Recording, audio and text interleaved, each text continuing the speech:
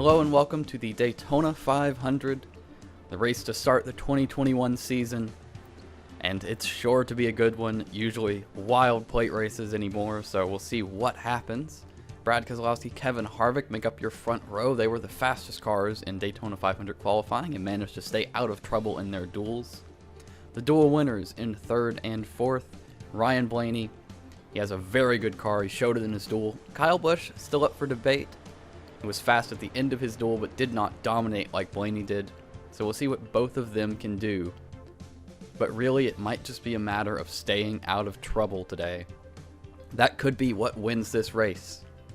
Brad Keselowski will lead them down. Stages, 15 laps each. Fuel window, about 40. So in a 60-lap race, they will all have to come down at least once.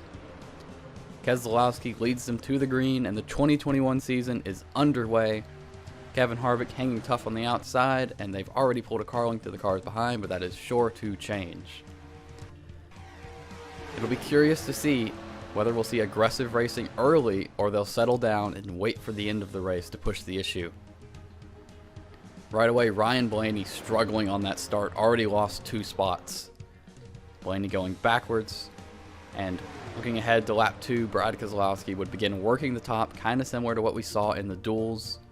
And you can already see that Martin Truex Jr. is making his presence felt, moving to the lead. Riding along with Ryan Blaney here, you can see that he's already in P10. Kevin Harvick in front of him, both of those cars going backwards. Uncharacteristic for Blaney, who had a dominating car in the duel, cannot hang on Sunday. Martin Truex Jr. would move to the top after clearing Brad Keselowski. Truex would have the first car that really was able to hang tough on the high side and control the race. He would lead many laps here early. Logano would continue to challenge. Alex Bowman in the back here. In a 2-wide field, the first to make a big move was that 48 car, ditching his teammate, putting William Byron in the middle to move up. Byron would then fall to the back, and Bowman would make another move on the 18 car in front of him.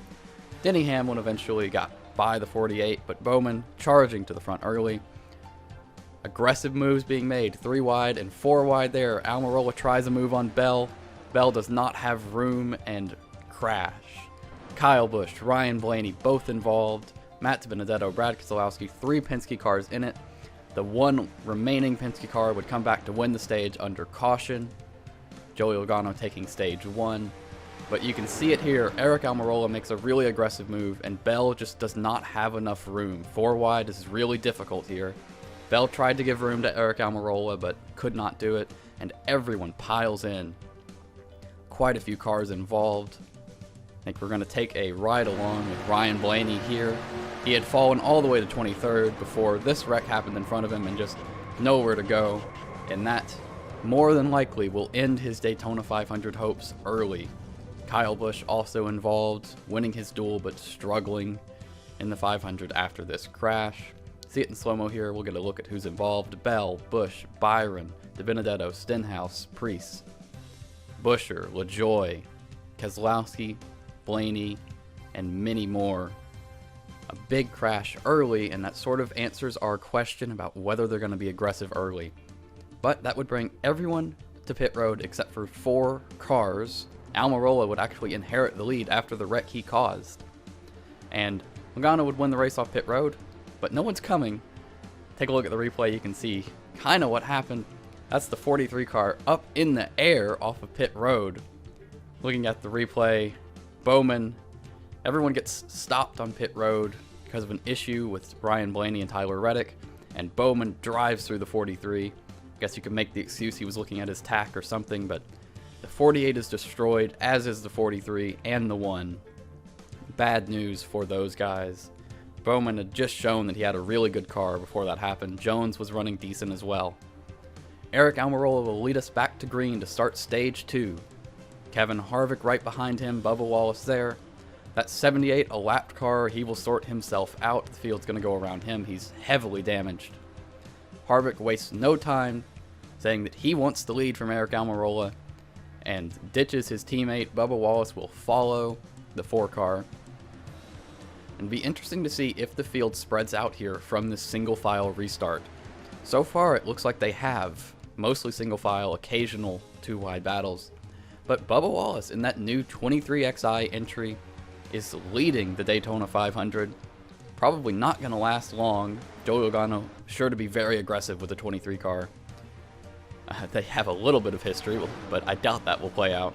And you see it there, the 22 just dives under the 23 car, driving a little better, cuts a little better. No way for Bubba to block that move. And Denny Hamlin will actually push the 22 past the car that Denny owns. And we saw that wreck, and I said that the Penske cars were going to be basically out, but Brad Keselowski is still in the lead pack, despite a lot of damage to the 2 car. You can see the whole tailgate is knocked off that thing. But a good run to recover, get the damage fixed, and get back out there. Now 3 wide for second. Joey Logano would be sort of the best car here. No one could challenge. They were mostly just race for second and follow the 22. Contact there between the 10 and the 11. That was close. But Joey just consistently the best car through these runs. Bubba would make a run at him and get back by. And but Joey was expected to have the run until lap car. Joey makes an evasive maneuver, loses his momentum. Had he continued, he probably would have hung on the outside there, but that gives Bubba Wallace and Martin Truex Jr. a pretty steady lead. They'll race for it, and Kyle Larson there in third. Now we have definitely 2-3 clear packs here in the top 10. Larson there, and Truex would eventually settle out in the lead. We've seen how good of a car he has already. We'll see what he can do with it. Kyle Larson in second, first of the 5 car that we've seen all day, but that's a good story. We'll see what he can do with it. 5 car, Kyle Larson sort of comeback year after being suspended last year and making quite a public journey back to the sport. Lap traffic is an issue I haven't talked about yet, but it is going to be a huge role in this race because lap traffic just doesn't get out of the way of the leaders. Instead of filing to the inside or the outside and letting the leaders go, they just stay where they are, and that's the theme for the entire race. But as they race for the stage win, just like last time, we'll have a caution to end the stage. Quinhoff comes up the track with 2 cars on his outside and causes a massive wreck. Chase Briscoe, front end of that car absolutely destroyed, and that'll bring us racing back to the caution to end the stage. Kyle Larson versus Martin Truex Jr. Larson is going to edge the 19 just barely and take his first stage win of the season, and I guess sort of complete that comeback journey, getting his first checkered flag of the year, although it's not the one he wants yet. You can see Quinhoff just no room for what he did, and that causes a 3-car spin, and Chase Briscoe nowhere to go, hits the 51, knocks the 51 car up into the air. Austin Dillon ducking down pit road for cover. And that would end Briscoe's race, the 51. Half would continue, but very slow. And that brings the entire field down pit road once again. The only car that stayed out was the 3-car. This time, no pit road issues. Larson wins off pit road, and no contact was made throughout the field. Tyler Reddick, you see in the back there, coming to pit road. He was P10 when his issue happened. That will make it very difficult to stay on the lead lap. He will need a caution to recover. Kyle Larson following Austin Dillon down into turn 1. Kinda can expect Larson to make the move, and he does. Dillon has a little bit of damage on the rear of that car from an early incident. So don't know how much slower the 3-car might be, but Larson would take the lead before Truex shortly took it back, and already at the start of stage 3, the field is spreading out. About 6 cars, 5 cars for the lead, and then looking down the backstretch, all of that racing room. Tons of guys spread out, 3 seconds back to 10th place, something you don't see often at plate tracks. Now Martin Truex Jr. looking for the lead, he would get it. Denny Hamlin would push him to it, and Hamlin would hang out behind the 19. The 19 still sort of dominating the race. Truex would have to be thinking of ways to lose the Daytona 500 at this point, as good as that car is. And going to the wide shot here, you can once again see how spread out this field is. But if you'll notice, that 3rd pack is closing in just a little bit, led by Eric Almirola. And down on the bottom of the screen, you can see the race for the lead. But Almirola, Daniel Suarez, Kevin Harvick, all of them closing just about 2/10 a lap. They will get there before the checkered flag if there is no cautions, no lap traffic. But we'll see what they might be able to do with them. And on the bottom of the screen, Kyle Larson makes a big move, takes it 3 wide for the lead. Can he get clear? Larson looking for it. Joey Logano to help, and that'll push the 5 car just about through to the lead. And big moves for Kyle Larson. He's thinking about winning the Daytona 500. It's one of the only Hendrick entries undamaged. Chase Elliott is back there, but he is really struggling for speed. Larson hanging around up front, leading the race. But lap traffic would be an issue. Catching Chris Buescher here, you can watch Larson as he thinks high, but can't do it, goes low. That hesitation costs him tons of momentum. That's going to put Larson on his bumper, Hamlin on his outside, or sorry, Logano on his bumper. And now Larson will have to defend. We'll see if he can actually do it. Logano gonna look to the inside, and he's gonna get there. That might be the end of Larson's hopes for leading the race. We'll see if he can come back. Logano's gonna get by.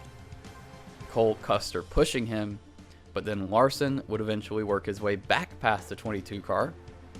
Once again, the 5 car still looking strong. After he made a really big mistake in traffic, he's able to recover, which is uncharacteristic to say for plate racing where momentum is so important. Once again in traffic this time, Larson, much better decision.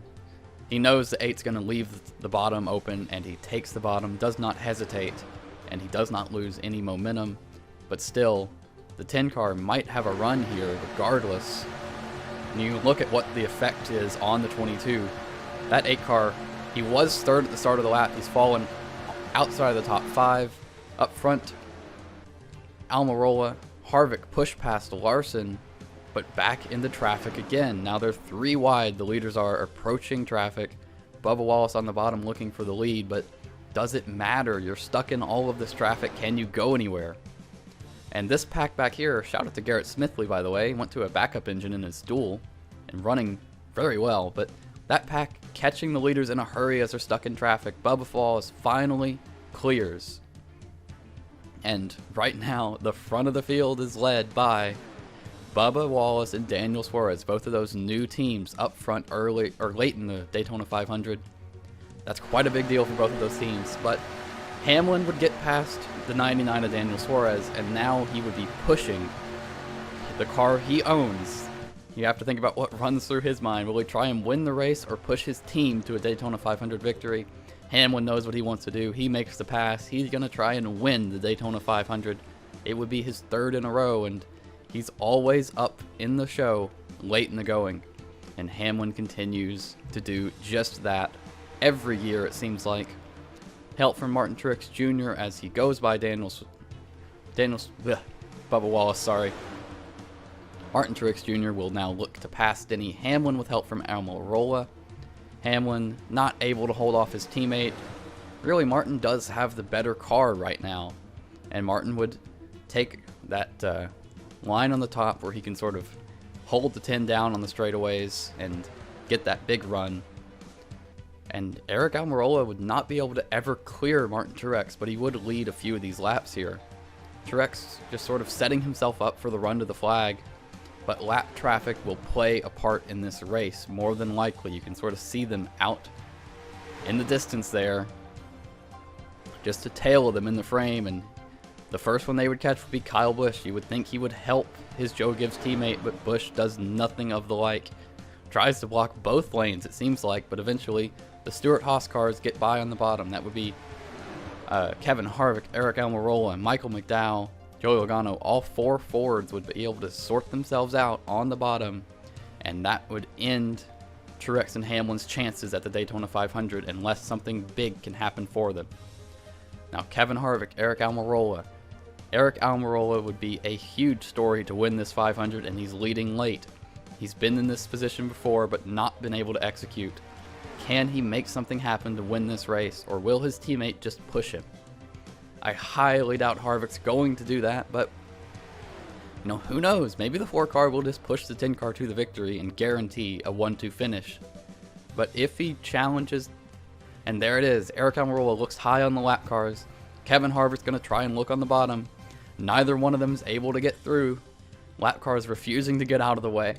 And Harvick is now stuck. And that brings everyone back into this race. Joey Logano, Denny Hamlin, Daniel Suarez, everyone back in the race now. Harvick trying to get through, but nothing there.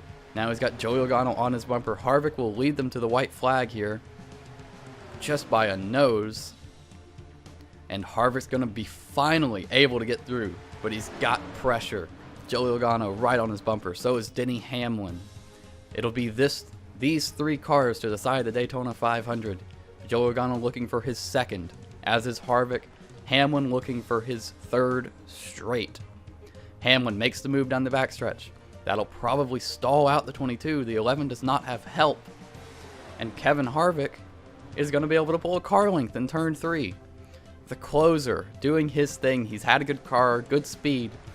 But can he win the race? Coming off of turn 4, no doubt. Kevin Harvick will close it out, leading only the last 2 laps and winning his second Daytona 500.